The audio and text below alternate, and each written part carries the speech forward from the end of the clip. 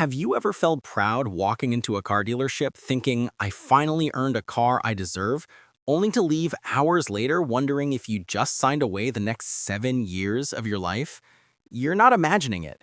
Millions of middle-class Americans fall into the same trap every year, believing they can afford more car than they really can. They're told, approved, and handed keys, all while signing contracts that slowly erode their financial freedom. Right now, the average American car payment is over $700 per month. That's just the payment. Insurance, gas, maintenance, and hidden costs add hundreds more, sometimes even surpassing the payment itself. And here's the kicker. The moment you drive that car off the lot, it instantly loses 20% of its value. Think about that. You just paid thousands of dollars for a car that is now worth significantly less. And yet, people are convinced that buying new is the only way to go. This is the car payment lie, a silent, widespread trap designed to make you feel like you're achieving something while your wealth quietly disappears. In this video, we're going to expose this lie in full. I'll show you exactly how car payments are destroying the middle class, the hidden math that dealerships don't want you to know, and how you can make smarter financial choices without sacrificing reliable transportation. The first thing to understand is how dealerships and lenders manipulate the perception of affordability. They'll show you a monthly payment number and make it look manageable. $399 per month? That's nothing, they say. But they never tell you that this number often comes with 6 to 7 year loans, high interest rates, and endless hidden costs. By the end of this video, you'll understand exactly what affordable means for your income, why going beyond it is financial suicide, and how to avoid being trapped in a cycle of debt for the next decade. To understand why this problem is so dangerous, you first have to understand how the middle class actually lives. Most middle class families are not sitting on piles of savings. They are living check to check, depending on monthly income to cover rent, food, utilities, and basic needs. There isn't a big financial cushion. So when a massive new bill gets added each month, it doesn't just affect one area, it affects everything. A car payment doesn't come alone. It comes with pressure. It comes with anxiety. It comes with decisions like choosing between paying the car on time or buying groceries, between filling the tank or delaying the electricity bill. Yet people still continue to sign those contracts, convinced that it's normal to have a car payment forever. Dealers know this psychology very well. That's why they don't start the conversation with the total price of the car. They start with one simple question. How much can you afford per month? That question is the real trap. When you answer it, you hand them control over your financial future. They don't care how much you will pay in total. They don't care how long you'll be stuck. They only care about making that monthly number sound small enough for you to say yes. So they stretch the loan longer. 5 years, 6 years, 7 years, sometimes even 8. By the time you finish paying, the car is outdated, worn down, and in many cases, worth almost nothing. Yet you didn't really own it. The bank did. And here's where the real damage happens. The middle class doesn't lose money because of low income. They lose money because of bad financial structure. Their cash flow is destroyed by recurring payments, especially for things that lose value. A car is one of the fastest appreciating things you will ever buy. Year after year, it drops in value while you're still paying full price plus interest. This creates a dangerous situation where many people owe more than the car is even worth. That's called being upside down or underwater on a loan. Imagine selling your car tomorrow and still owing the bank thousands of dollars for something you don't even own anymore. That is the reality for millions of people. But because everyone around them also has a car payment, they think it's normal. They think it's just a part of adult life. Go to work, pay bills, drive, repeat. No one ever sits them down and tells them the truth. A car should not trap you. A car should not control your future. A car should not make you poor. But for the middle class, that's exactly what it does. And the saddest part is, the moment you convince yourself that this is just how life works, you stop looking for a smarter way. The lie becomes your reality. If you really want to understand how dangerous the car payment lie is, you need to look at the long-term numbers, not just the monthly bill. Let's take a completely average middle-class scenario. Suppose someone buys a car with a monthly payment of $600. That number sounds manageable to most people. It doesn't feel extreme, and in the moment, it even feels normal. But when you stretch that payment across 6 years, you're looking at $43,200 just for the car itself.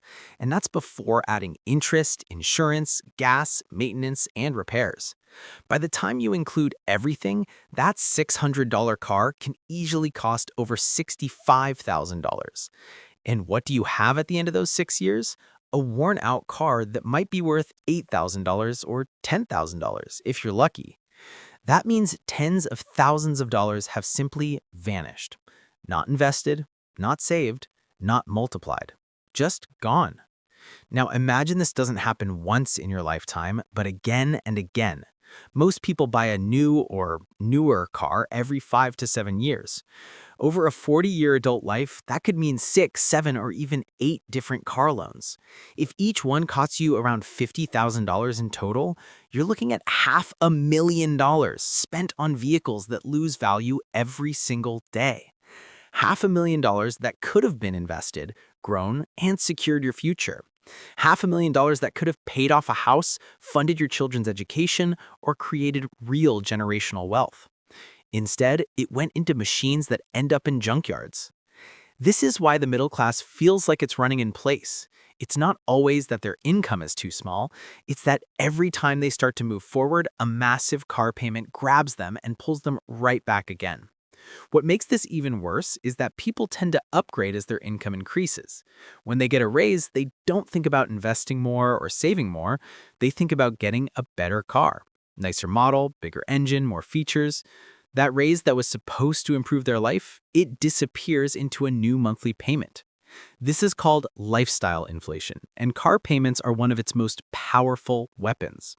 The truth is, the middle class is not broke because they don't work hard.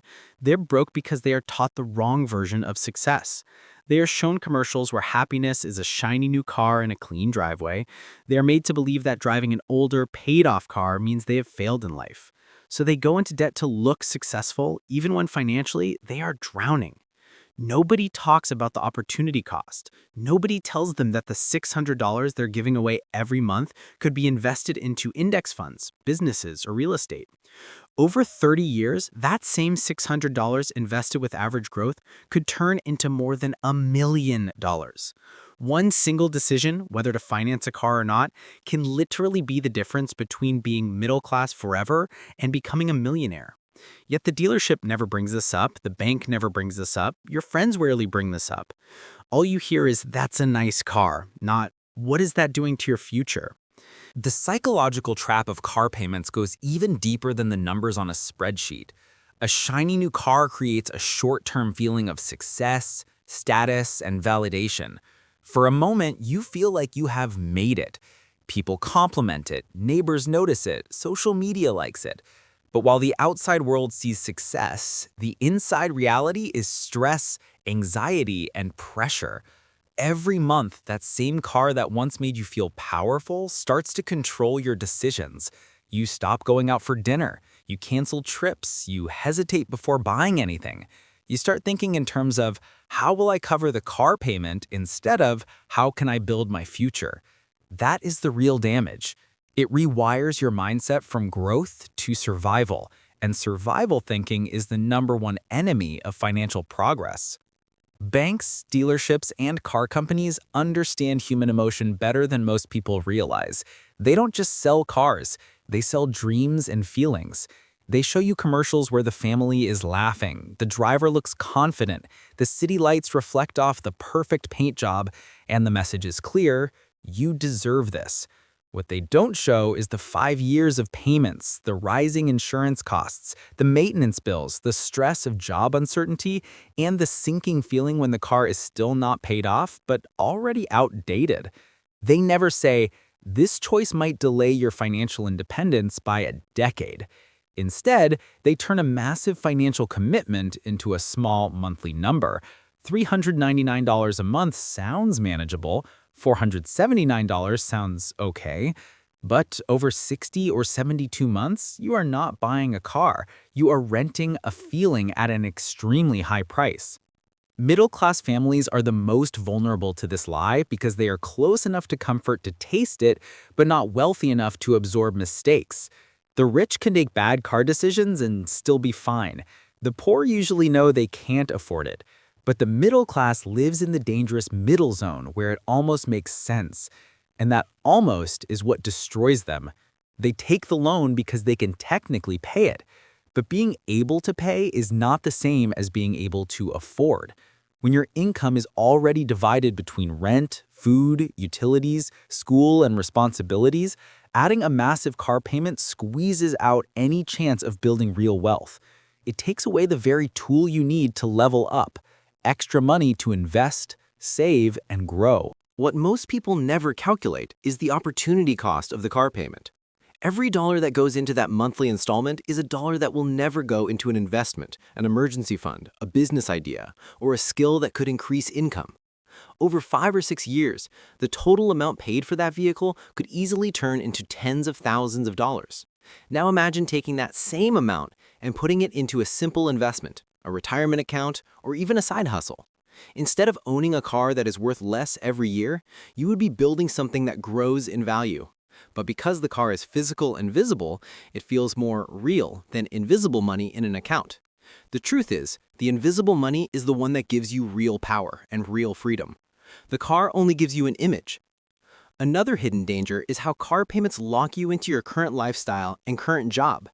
People stay in jobs they hate because they cannot afford to lose the security of a regular paycheck that covers their car note. They stop taking career risks. They stop considering moving to a better opportunity in another city. They stop thinking about starting a business or going back to school. The monthly payment becomes a silent boss that is just as powerful as the one sitting in the office. Even if a better opportunity appears, the first thought is not, "Is this good for my future?" but, "Can I still pay for my car?" That single question has stopped more dreams than most people will ever realize. Over time, this creates a cycle that is extremely hard to break. You pay off one car, and instead of enjoying the freedom, you feel behind because your car is now older. So you trade it in and sign up for a new payment, starting the cycle all over again. Dealerships love this cycle because it keeps you as a permanent customer. But for you, it means you never experience life without a car payment. You never feel what it is like to have hundreds of extra dollars every month that belong to you. That freedom is so rare for middle-class families that many don't even know it exists anymore. They think a car payment is just a normal part of adult life, when in reality, it is one of the biggest chains holding them back.